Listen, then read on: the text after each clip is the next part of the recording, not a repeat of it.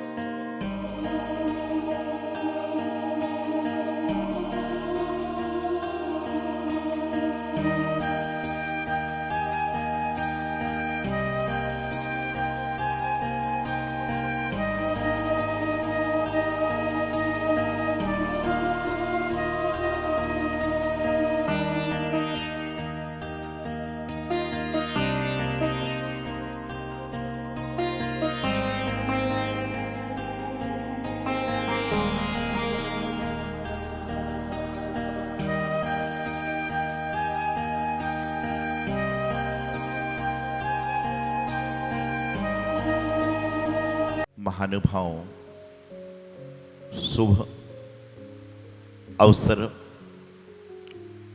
सुंदर प्रसंग आप सभी को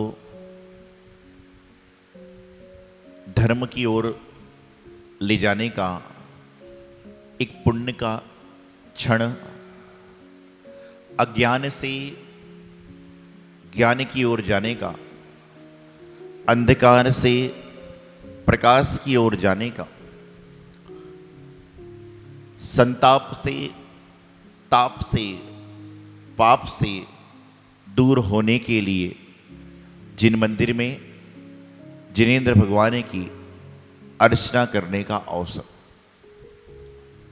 अर्चना नहीं महाअर्चना करने का भाग्य जो आपके जीवन का कहीं ना कहीं सौभाग्य का क्षण बनेगा। जैनागम में कई तरह की पूजा, कई तरह के विधान, कई तरह के अनुष्ठान समय समय पर हुआ करते हैं। जब भादों का महीना आता है तो लोग 16 कारण से जुड़ जाते हैं। उसमें भी जब पर्युषण पर्व आता है तो दशलक्षण जी से जुड़ जाते हैं। अष्टानी का पर्व आती है तो श्री सिद्ध चक्र विधान से जुड़ जाते हैं। लेकिन जब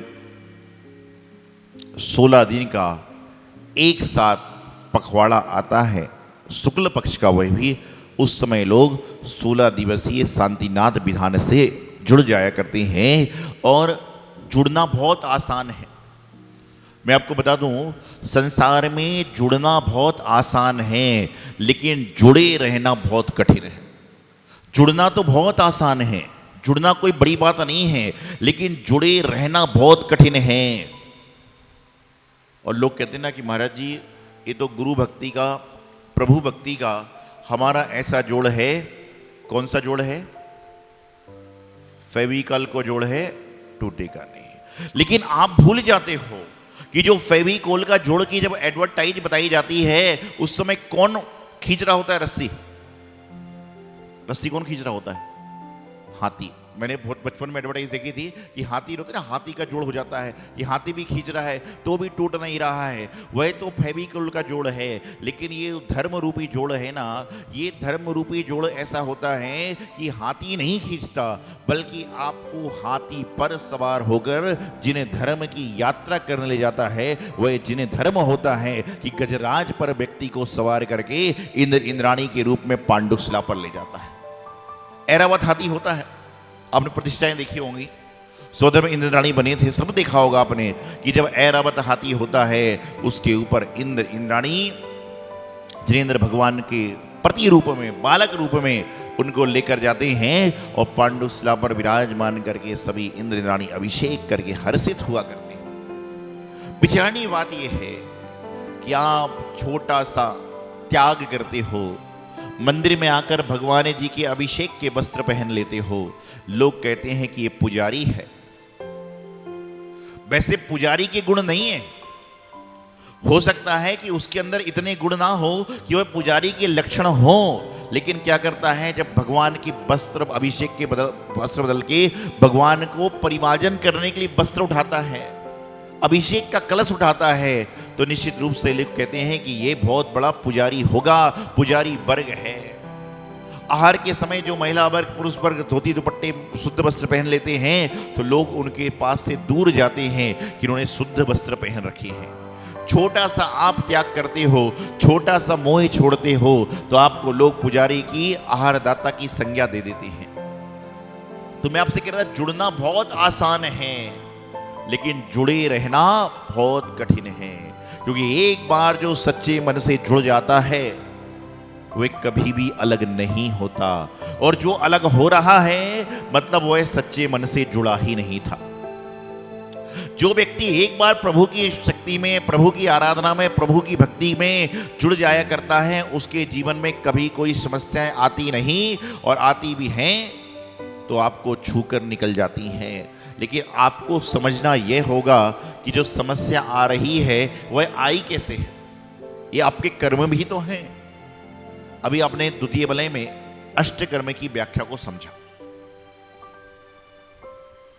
वैसे तो आठों कर्म की 148 प्रकृतियां हैं जो स्वाध्याय करते हो जानते हैं, और उन 148 प्रकृतियों में सबसे ज्यादा कौन से कर्म की प्रकृतियां हैं?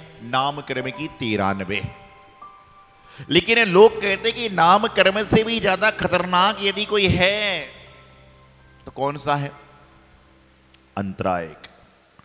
अंतराय कर्म तो है ना कि आपको ज्ञानावणी, दर्शनावणी, वेदनी, मोहिनी, आयु, नाम, गोत्र है, इन सब से आप निजात पा सकते हो। लेकिन अंतराय कर्म ऐसा प्रबल है जो हमारे संतों के पीछे भी लगा हुआ है, आपके पीछे भी लगा हुआ है। घर से आप पूजन के लिए चल रहे हो, तैयार हो गए, पूरे भाव बनाकर चले, लेकिन अमेरिका से कोई फोन आ गया कि आपके परिवार में दूर दराज का रिश्तेदार है, उसके यहां किसी का जन्म हो गया। तो जो जन्म कल्याण मनाने के लिए आप सम्मिलित होने वाले थे, ये कहीं ना कहीं अशुभ कर्म का उदय है कि आप जन्म कल्याण बनाने से वंचित हो गए। अंतराय कर्म आपको यहां पर बैठा देगा, लेकिन आपको भगवान के सामने नहीं जाने देगा। अंतराय कर्म आपको मंदिर के पास में ला देगा, लेकिन जिन मंदिर में आपको नहीं जाने देगा। और जिसने अंतराय कर्म पर विजय पाली, जिसने अंतराय कर्म पर विजय पाली, वही व्यक्ति इस पंचम काल में जिनेंद्र भगवान का सच्चा भक्त हो जाया करता है, जिनवाणी का सच्चा उपासक हो जाया करता है और गुरु की उपासना करने वाला हो जाया करता है। अंतराय कर्म कई तरह से आते हैं। आप विचार करो कि आप यहां पर से निकले और आपको 3 समाचार मिल जाएं। एक समाचार ये मिले कि जिस मंदिर जी में आप जाते हो वहां पर मुनि महाराज जी का आगमन हो रहा है। दूसरा समाचार ये मिले कि आपकी फैक्ट्री में, दुकान में कोई बहुत बड़ा ग्राहक आ गया है। और तीसरा समाचार ये मिले कि आपके परिवार में किसी का जन्म हो गया है। तो आप तीनों में से कहां जाओगे? सच्चे मन से बोलना, दिल से बोलना, अंतरात्मा से बोलना, कहां जाओगे? फैक्ट्री में ग्राहक आ गया है, मुनि महाराज का आगमन मंदिर में हो रहा है, और परिवार में किसी का जन्म आदि हो चुका है। 3 ऑप्शन एक साथ माने तो कहां भागेगा इंसान? लोग बोले महाराज जी आपके सामने झूठ बोल नहीं सकते और सच बोलना नहीं चाहते। क्या करेगा इंसान? सबसे पहले सोचेगा कि महाराज तो मंदिर में आ ही गए, वो तो रहेंगे ही रहेंगे, बच्चे का जन्म तो हो गया, वो कहां जाने वाला है। लेकिन ग्राहक चला गया तो क्या होगा? पता नहीं दोबारा आएगा कि नहीं आएगा। ऐसे ही हुआ था, ऐसे ही भरत चक्रवर्ती के साथ में भी हुआ था कि उनके क्या हुआ, आयुधशाला में चक्कर की उत्पत्ति हो गई, भगवान का समोषण लगा और वहां पर जन्म आदि की सूचना मिली। उन्होंने सब कुछ छोड़ दिया, सबसे पहले भगवान के समोषण में पहुंचे कि भगवान आपके दर्शन पूजन का प्रभाव है कि आज मुझे चक्ररतन की, मेरे घर में संपत्ति की, मेरे घर में अन्य चीजों की उत्पत्ति हो रही है, और यदि मैं दर्शन पूजन वंचित रह जाऊंगा तो हो सकता है कि मेरे यहां कोई चीज की उत्पत्ति दोबारा ना हो। लेकिन आजकल का इंसान क्या करेगा? पहले फैक्ट्री भागेगा। फैक्ट्री से फोन आ गया कि लाला राम आया हुआ है, बहुत सारा माल लेने के लिए आया हुआ है। वह फैक्ट्री पहुंचा। जैसे ही फैक्ट्री पहुंचा, बाहर गाड़ी खड़ी देखी, वापस लौट गया। क्यों लौट गया?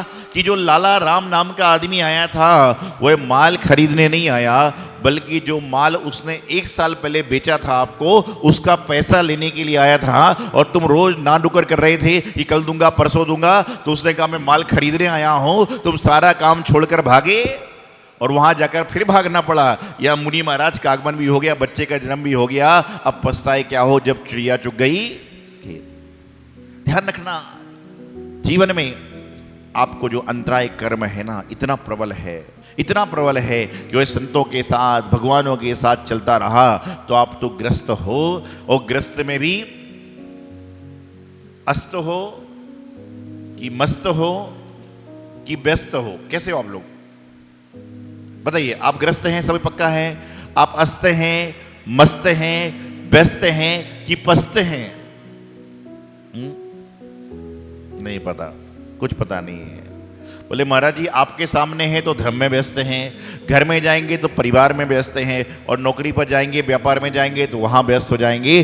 ध्यान रखना, अस्त हो, व्यस्त हो, मस्त हो, पस्त हो, सब कुछ चलेगा, लेकिन जिन्हें धर्म से दूर हो यह बिल्कुल भी नहीं चलेगा, क्योंकि जीवन की शुरुआत धर्म से है और जीवन का समापन भी धर्म से है। एक महिला के यहाँ पर लगभग 10-12 साल उनके बेटे की शादी को हो गए थे, कोई संतान की उत्पत्ति नहीं हो रही। पारसनाथ भगवान के दौर पहुंची, एक काल्पनिक बात होती है समझाने के लिए, और वहां पर जाने के बाद उसने आराधना की कि हे भगवान, यदि मेरे घर में कोई पोता पोती हो गया तो मैं आपके यहां पर सोने की टोपी चढ़ाऊंगी। और जब वह ये बात कह रही थी तो मंदिर का माली बड़ा गौर से सुन रहा था, और मंदिर का माली जाप करने लगा कि भगवान बच्चा हो जाए। क्यों? सोने की टोपी चढ़ेगी तो मिलेगी मंदिर के माली को। तो रोज एक भगवान की जाप दादी कर रही और एक भगवान की जाप माली कर रहा। सारा आदमी अपना फायदा देखता है। इंसान ऐसा कोई नहीं है जो बिना फायदे के रहता हो।